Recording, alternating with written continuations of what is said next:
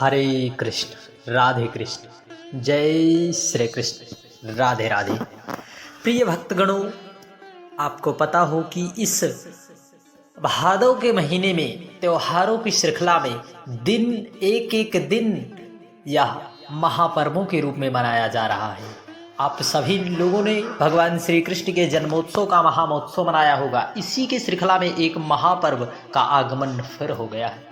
सभी भगवत जनों को यह इंतजार रहता है कि कब आवे यह महापर्व एकादशी। तो आज के वीडियो में हम जानेंगे कब की है एकादशी, 28 अगस्त या फिर 29 अगस्त। पूजन की क्या सामग्री है, पारण की का क्या निश्चित समय है और कथा क्या है, और इस एकादशी को करने से किस पुण्य की फल की प्राप्ति हुई थी।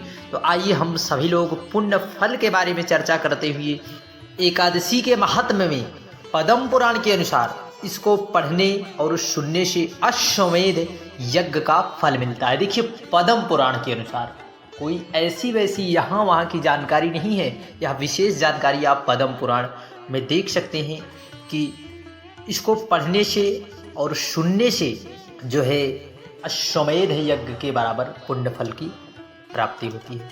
तो आप सभी लोग जो है इस महापर्व में भगवान हरि नारायण की कृपा अवश्य प्राप्त करें। ऐसे में आप सभी को वैसे तो पता है कि साल में 24 एकादशी पड़ती है और सभी एकादशियों का अपना अपना अलग अलग महत्व होता है। यह भादों के कृष्ण पक्ष की जो एकादशी है, यह एकादशी अजा एकादशी है। कौन सी एकादशी है? अजा एकादशी। अब आइए इसी पर हम सभी लोग चर्चा कर लेते हैं। इस एकादशी के का व्रत करने से किसको पुण्य की प्राप्ति हुई थी? महाराजा हरिश्चंद्र का आप सभी लोगों ने नाम सुना होगा। चंद टरे सूरज टरे, टरे जगत व्यवहार, टरे न हरिश्चंद्र के सत्य विचार। आपने महाराजा हरिश्चंद्र की सत्य के प्रति निष्ठा की कथा अवश्य सुनी होगी।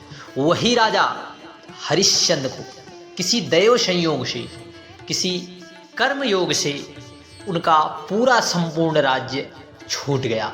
उन्हें यहाँ तक कि अपनी पत्नी, अपने पुत्र को भी बेचना पड़ा और स्वयं को भी बेचना पड़ा।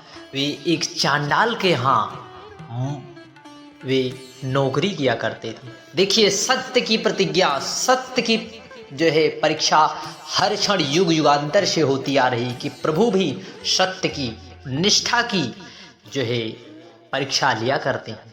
तो ऐसे में राजा हरिश्चंद्र का संपूर्ण राज्य छूट गया था। उन्हें अपना पूरा परिवार भी बेचना पड़ा। तो ऐसे में एक दिन दैव संयोग से उनकी भेंट ऋषियों में श्रेष्ठ बाबा गौतम ऋषि से हो गई। तब उन्होंने उनके कल्याणार्थ के लिए एक विशेष उपाय बताया था। वह उपाय था एकादशी का व्रत। तब राजा हरिश्चंद्र ने पूछा, ऋषि श्रेष्ठ महात्मन, एकादशी के व्रत का क्या विधान है, इसका किस प्रकार से व्रत करना होता है, इसकी संपूर्ण चर्चा हमें बताइए। तब गौतम बाबा बोले, आप आज के ठीक 7वें दिन एकादशी आने वाली है, वो भी भादों के मास की, कृष्ण पक्ष की, भाद्रपद की एकादशी, अजा एकादशी। इस एकादशी का व्रत आप करके रात्रि के समय जागरण करें और सुबह व्रत का पारण करें और यथाशक्ति अनुसार दान करें। निश्चित है आपका खोया हुआ राज्य आपको जरूर प्राप्त होगा। ऐसा करने से राजा हरिश्चंद्र को उनके राज्य की प्राप्ति हुई। पुनः उन्हें संपूर्ण राज्य प्राप्त हो गया। हरे कृष्ण। अब जानते हैं कि एकादशी, देखिए इस बार एकादशी 29 अगस्त को मध्यरात्रि 1 बजकर रात्रि में अर्थात बेला में, सुबह की बेला में 1:19 से 30 अगस्त को 1:37 तक रहेगी। अजा एकादशी हमारे शास्त्रों और पुराणों में उदया तिथि का महत्व है, इसलिए हम सभी लोग एकादशी का व्रत 29 अगस्त को ही करेंगे। और कहीं कहीं 1:20 भी बताया गया है। तो आप सभी लोग 1:19 से लेकर अगले दिन 30 अगस्त को देर रात 1:37 तक रहेगी। उदया तिथि में हम सभी लोग 29 अगस्त को ही एकादशी अजा एकादशी का व्रत सभी भगवतजन करने वाले हैं। परंतु यदि आप एकादशी का व्रत किसी कारणवश ना कर पाए तो आप कथा अवश्य सुनिए, क्योंकि शास्त्रों में पद्म पुराण में वर्णित है एकादशी के व्रत की कथा को सुनने और पढ़ने से अश्वमेध यज्ञ के बराबर पुण्य फल की प्राप्ति होती है। और व्रत का पारण का भी समय आप जान लें। अगले दिन व्रत जो है 30 अगस्त को 7:49 से लेकर 8:40 के बीच आप कर सकती हैं। पारण तिथि के दिन हरिवासर समाप्त होने का सुबह 7:49 है।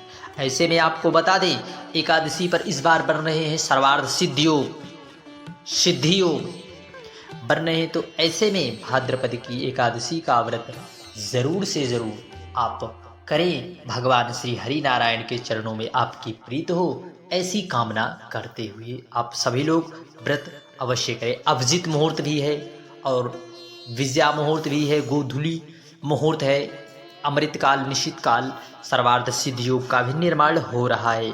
और आपको बता दें कि एकादशी के दिन आप सभी लोग सर्वप्रथम स्नान करें। स्नान करने नित्य क्रिया से निवृत्त हो स्नान करें, घर के मंदिर में दीपक अवश्य लगाएं। फिर आप संकल्प लें इस एकादशी के व्रत का और फिर आप पूजन भगवान श्री हरि नारायण विष्णु का पूजन करें। आप तुलसी पत्र से उन्हें भोग लगावें, जो कुछ भी है आपके पास उससे आप प्रभु का भोग लगावें। परंतु ध्यान रहे बिना तुलसी पत्र के प्रभु हरि नारायण का भोग संपूर्ण नहीं होता। तो आप सभी लोग जो है तुलसी पत्र का प्रयोग अवश्य करें। और इस दिन भूलकर भी तुलसी पत्र ना तोड़ें।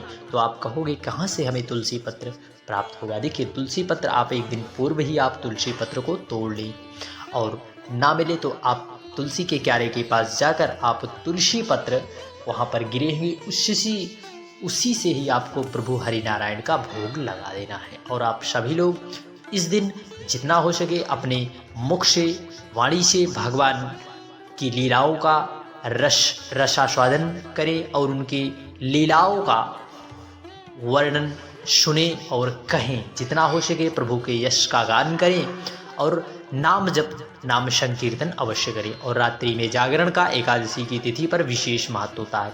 यदि एकादशी में रात्रि के जागरण यदि कर लिया जाए फिर वह व्रत हमारा सफल होता है और अगले दिन जो है पारण समय से कर लें। और एकादशी में रात्रि के जागरण का विशेष महत्व है, इसलिए आप सभी लोग जरूर करें। इस दिन अपने मुख और वाणी के द्वारा किसी को ही अपशब्द ना कहें, किसी को भी अपशब्द ना कहें। अपने मन से वाणी से किसी के हृदय को ठेस ना पहुंचे। हरे कृष्ण, जय श्री कृष्ण, राधे राधे।